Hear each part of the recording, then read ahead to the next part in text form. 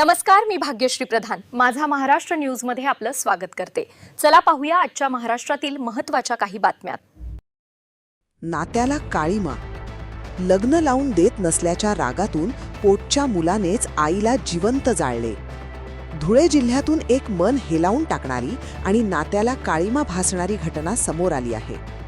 केवळ लग्न लावून देत नाही या संशयावरून एका रिक्षा चालक मुलाने आपल्या 65 वर्षीय जन्मदात्या आईला जिवंत जाळल्याचा धक्कादायक प्रकार घडला आहे। धुळे तालुक्यातील महिंदळे गावात मध्यरात्री ही खळबळजनक घटना घडली, ज्यात जिजाबाई भटू खैरनार या वृद्धेचा दुर्दैवी मृत्यू झाला आहे। या अमानुष कृत्यामुळे संपूर्ण परिसरात संतापाची लाट उसळली आहे। या प्रकरणी धुळे तालुका पोलिसांनी तातडीने कारवाई करत संशयित आरोपी पुतण्या प्रदीप उर्फ दगडू खैरनार याला ताब्यात घेतले आहे। प्राथमिक माहितीनुसार प्रदीप मद्यधुंद अवस्थेत घरी आला आणि लग्न लावून देत नाही या कारणावरून त्याने आईशी वाद घातला।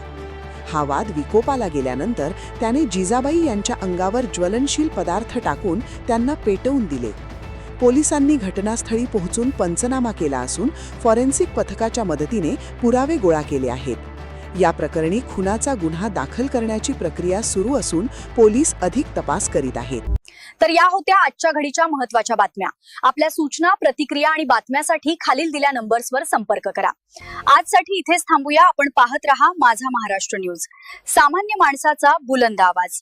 नमस्कार।